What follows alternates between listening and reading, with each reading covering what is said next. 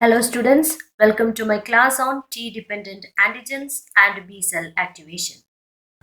T-dependent antigens require the participation of T lymphocytes for the stimulation of B cells to produce antibodies. We know that T cells are of two types. One is the helper T cells, otherwise called the CD4 cells, and the cytotoxic T cells or the CD8 cells. T helper cells are usually involved in B cell activation by T dependent antigens. T dependent antigens are structurally complex molecules like serum proteins, protein hapten complex, erythrocytes, etc. Activation of B cells by T dependent antigens is more complex, but it results in stronger immune response with immunological memory. T-dependent antigens have to be first processed by the antigen processing or presenting cells, unlike the T-independent antigens. Macrophages, dendritic cells, and B cells usually act as antigen processing or presenting cells. These cells will first capture the antigen and present them to the T lymphocytes. Antigen processing cells have got two unique properties. They express major histocompatibility complex class II molecules on their cell surface. They can also produce co-stimulatory signals necessary to activate the T helper cells. So the antigen processing cells will first internalize the antigen by the process of phagocytosis or endocytosis. It will digest it into small parts, and the part of antigen bound to MHC class II molecules will be expressed on the surface of their cell membrane. Th helper cells now will recognize the antigen that are presented attached to the MHC class II molecules. B cell activation by T dependent antigen also requires two signals. Suppose B is acting as the antigen processing cells. The first signal is the binding of T-dependent antigen with the B cell receptor. B cell will internalize the antigen, process it and present part of the antigen on its surface along with MHC class II molecules, which will be recognized by the T helper cells. So the second signal is T cell receptor CD3 complex on the surface of the T cell will be recognizing and binding to the MHC class II antigen complex, which will be expressed on the surface of the B cells. CD4 molecules of T cell also bind to a specific portion of the MHC molecule of B cell to make the binding more effective. This binding of B cell or antigen processing cell to the T helper cell is called linked recognition. Additional activation of T helper cells are brought about by co-stimulatory signals produced by the antigen processing cells. A number of co-stimulatory molecules are involved in T cell activation.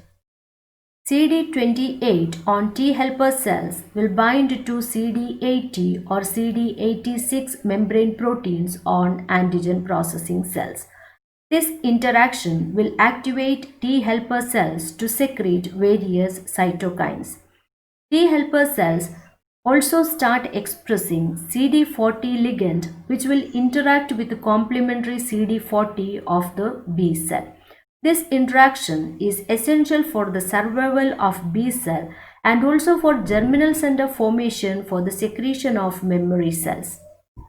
Activated Th cells secrete T cell growth factor, which is otherwise known as interleukin 2, which will act on the T helper cell itself and initiate its proliferation. Proliferated Th cells are called naive T cells. Proliferated Th cells secrete interleukin 2, interleukin 4, gamma interferon, etc. B cells will also begin to express receptors for various cytokines and bind to cytokines released by T helper cells, and thus the B cells will get activated. The activated B cells clonally proliferate to produce a population of plasma cells, otherwise known as the effector B cells, and secrete antibodies against the antigen which had initiated all these processes. Initially, IgM are the antibodies produced by plasma cells. After several rounds of proliferation, B cells differentiate to form memory B cells which will act during secondary response. After initial secretion of IgM, cytokines secreted by T helper cells stimulate the plasma cells to switch from IgM production to the production of IgG, IgA or IgE. This process is called class switching or isotype switching. By class switching, plasma cells produced from the same B cell could produce a variety of antibody classes with the same epitope specificity.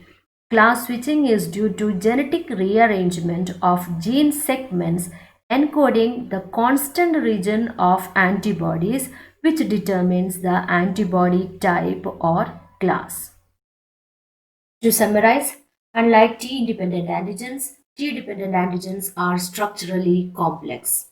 They are mainly the protein molecules. They include the serum proteins, protein hapten complexes, and also the erythrocytes. They are immunogenic over wide dose range and do not readily cause immunological tolerance.